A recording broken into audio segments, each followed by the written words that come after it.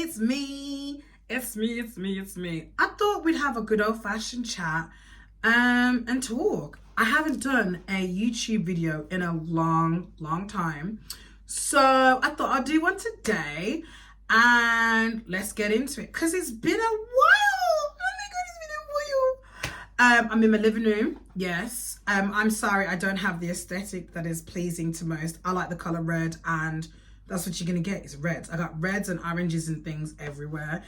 Don't mind my little heater right here because it's freaking freezing and I need to keep absolutely warm.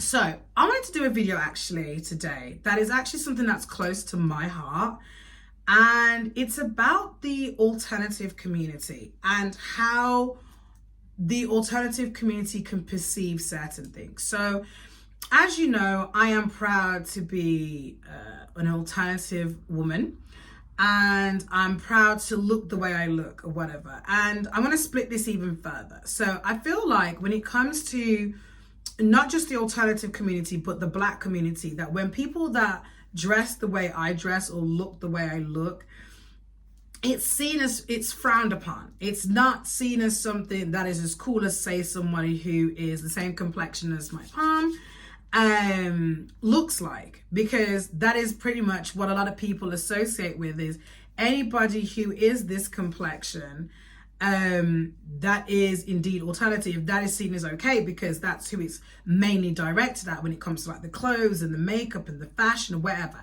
But there are people that look like me that are also part of that community, and I don't understand why in this day and age that it's so unheard of or so peculiar.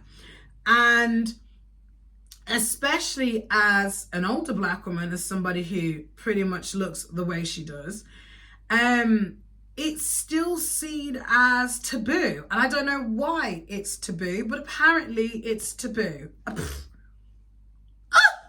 Don't know why. But yeah, I just want to say, I feel like anybody, no matter what ethnicity, no matter who they are, what their sexuality is, what anything is, they should be able to be comfortable and rock the attire that they wish to rock. And the reason why I bring this up is because when it comes to like modeling and stuff, so a lot of you may know if you've watched like my TikToks or my Instagrams or whatever, I do a bit of modeling here. That I'm a plus size model. I do a lot of stuff for like alternative brands. I love working with alternative brands. I think they're amazing. I love what they stand for. I love the difference. I love the uniqueness, the designs. I love it all Black, everything. And I don't just mean the clothes. So I love these kinds of brands, and it's interesting to me that when I try to go for bigger brands who do these same looks, you know, it's really hard for them to want to either work with you or even cast you as modeling, like, you know. And I think that's crazy when you think about it, because at the end of the day, why not? I know I'm only Diddy. I'm only 5'3.5". The half counts. Don't no one come for me because my half counts. Okay.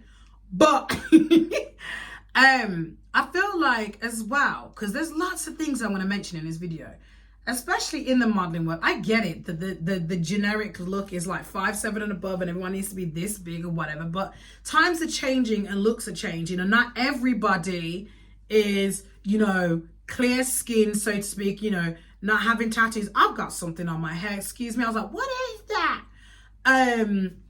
You know, at the end of the day, there are many different attributes to it.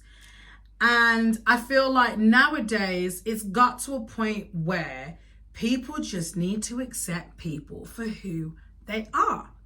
It's that simple. Like, accept these people for who they are. You know what, sunlight? I don't appreciate you just blinding my eyes. I can't see. You're burning me retinas. You know when the sunlight is just not wanting to play a game with you? Like, honestly, I have lights around my phone over here, and now the sun has decided it wants to rear its face in my eyes, and I can't see and say my point. But I digress. But I just want to put out there, like, please stop being so shocked that there are black goths out there, black emos, black alternative women, men, and non-binary people out there. Why is that so shocking? Why? Why is that so shocking to people? If I want to dress as an elf, I'm going to. If I want to have bright hair, I'm going to. If I want to have quirky nails, can I just show you the nails? Oh my God, look at them, look at them. Aren't these amazing? Look at them, and they're amazing. Oh my God, oh my God, oh my God, oh my God. Okay, I'm done. Sorry.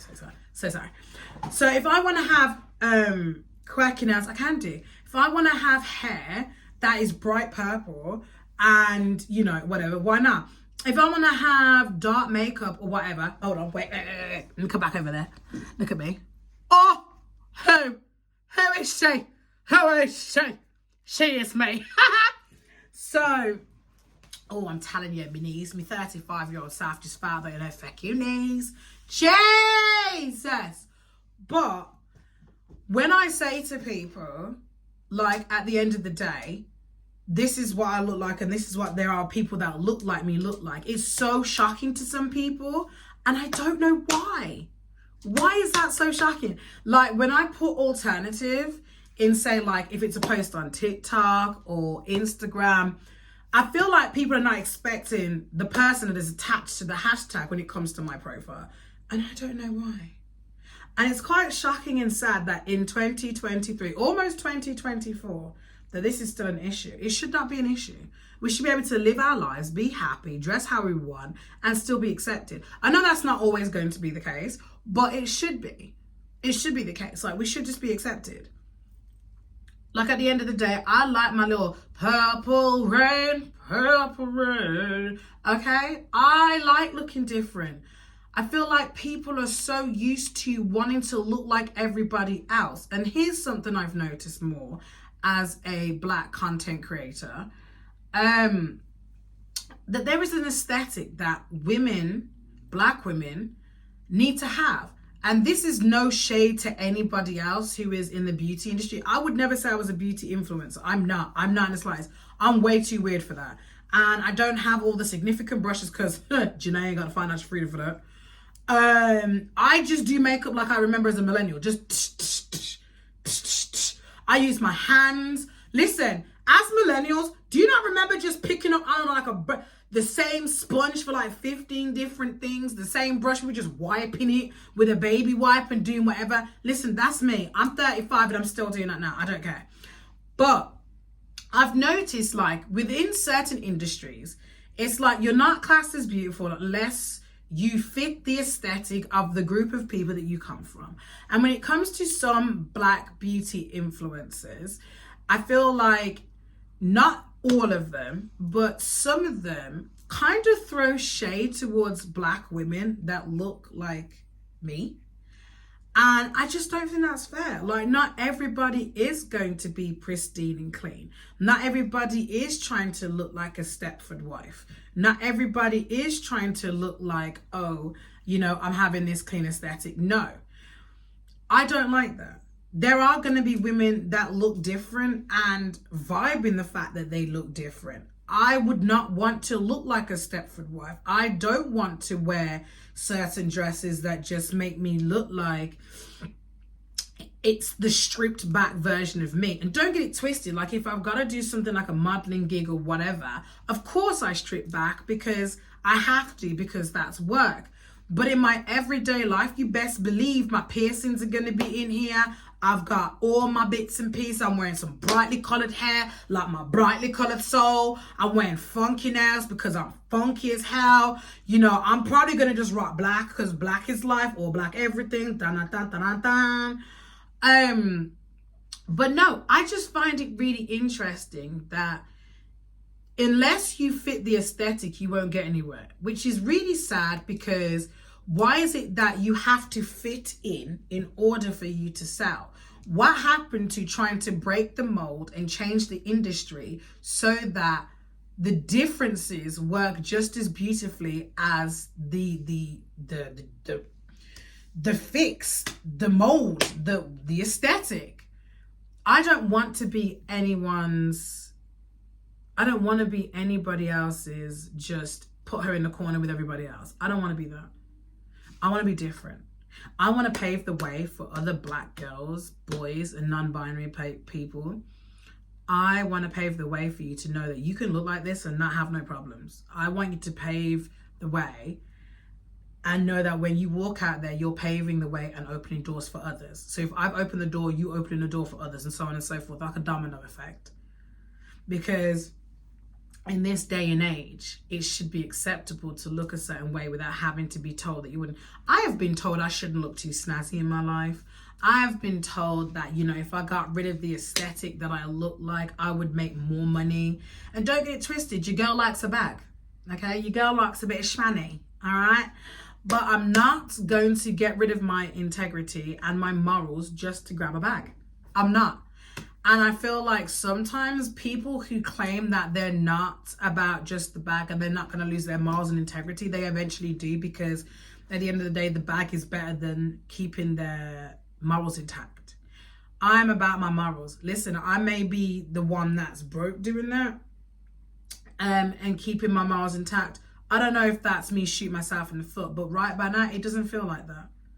I would rather work harder knowing that I'm going to pave the way looking the way I do than stripping back everything and being a fake version of me and lying to people about myself and who I am just for a bag, knowing that the bag will never make me as happy as me being my authentic self is making me happy. Because being your authentic self is what sells. It does. Yes, anyone can say the big fashion brands and whatever. Of course, they have a criteria and whatever. But people who are smaller businesses that you want to work with, or, you know, people that I've worked with, they like the fact that I don't look like everybody else. And I'm proud of that. It's that simple. People need to learn to leave women who are black and alternative alone. We come hand in hand. There's nothing wrong with us. Yes, we may like a little bit of R&B, because I know I do. It's 2023, but I act like it's 1993. That's me. And I'm very much going to listen to my old school R&B, but at the same time, you ain't going to take Skin Dread out of me. You hear what I'm saying? I like either or. I have an eclectic playlist of life, okay? But like I said, yeah, I can don a black wig and I can blend in with the next girls or whatever, but I am more comfortable looking like this. I feel like a pixie. I feel like a fairy. And I want people to realize that being black and alternative does not mean that you have to change who you are to suit anybody. Never change who you are to suit anybody. You are you for a reason, and don't ever let anyone take that away from you. It's that simple. I hope you like this episode.